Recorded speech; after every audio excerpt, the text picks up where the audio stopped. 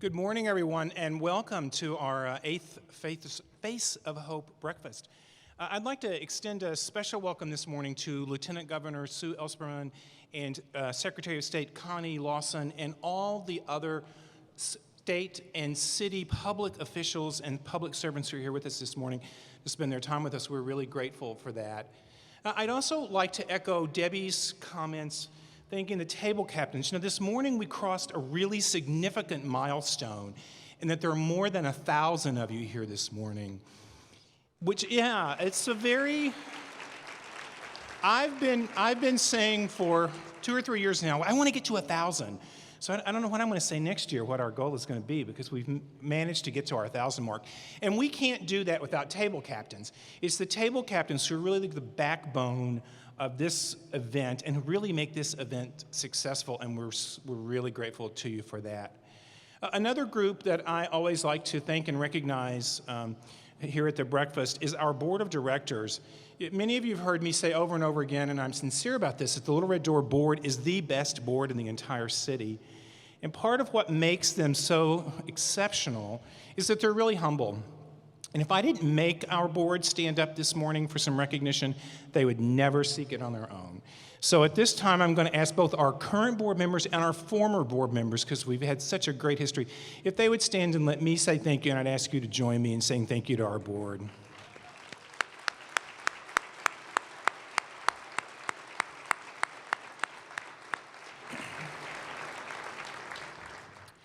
A board member at Little Red Door is elected to a term of 3 years, and they are able to serve 2 consecutive 3-year terms. Our annual meeting is in March every year, and we have a kind of unusual tradition in that we bring the new board members in to the same meeting where we are saying goodbye to our retiring board members. Because with 6-year terms, we're always losing folks. And it's a bittersweet event for us because we're losing awesome people that we love, while at the same time we're bringing new people who are awesome that we love on also. And so it's a big room. There's a lot of people there. Our board meets during lunch, so there's a lot of wrestling of paper and a lot of talking, a lot of action, kind of like family dinner. And we play we have a little get-to-know-you exercise. Sure, roll your eyes, because they do. And you know what? I don't care if they roll their eyes. So you can roll your eyes the 3rd Wednesday in March of this next year in solidarity with them. But we go through this little exercise, and the exercise is pretty straightforward. We ask board members to answer 2 questions. The first is sort of a throwaway question. They pick it out of a basket that goes around the room. They're all different. And it's the questions like, tell us what flavor of ice cream you would be if you were an ice cream. Yeah, or tell us what your superpower would be if you could be a superhero. We have some fun with that, and we learn a little bit. But it's the second question that really, really matters. And the second question is, why do you want to serve on the Little Red Doors board? Serving on the Little Red Doors board is pretty costly. Our board members make a generous personal contribution. We ask them to help us facilitate sponsorship proposals.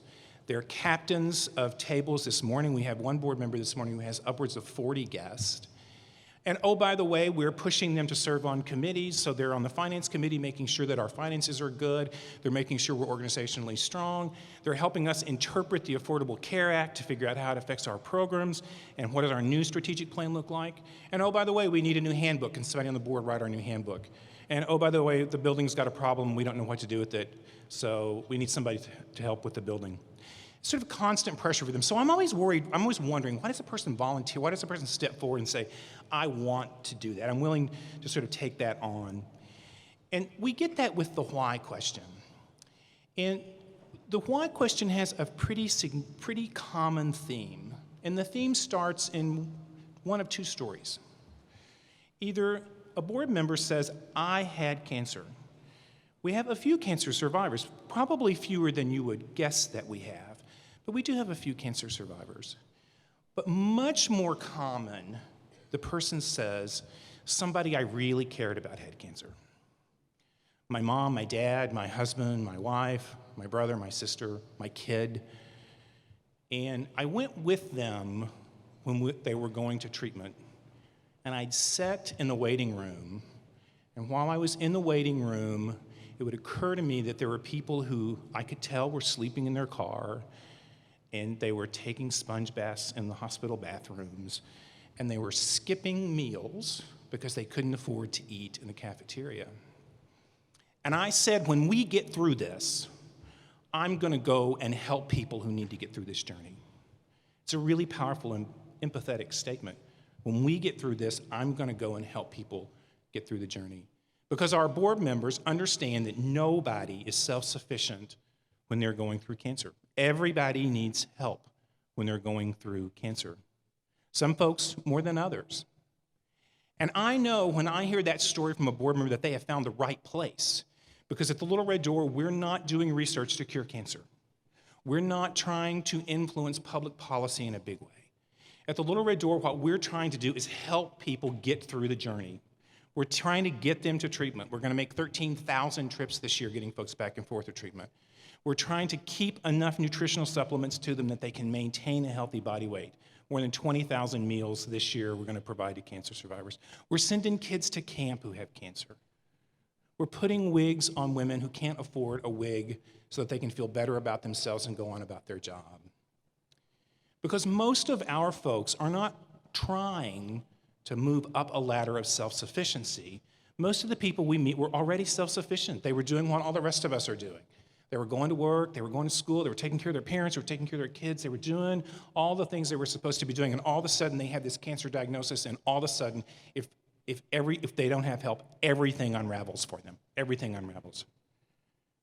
And so they're no longer self-sufficient. So our goal at Little Red Door is to get them through. We want them to come out the other end of treatment in roughly the same place that they went into treatment. And our board completely gets that. They understand that that's what we're doing at the Little Red Door and that that's what matters for us. Over the next few days, I'm going to receive notes from a bunch of you. And you're going to tell me things like, I made a gift to you because there weren't any centerpieces, so I know you're going to be a good steward with my money. True story. And yes, we are good stewards.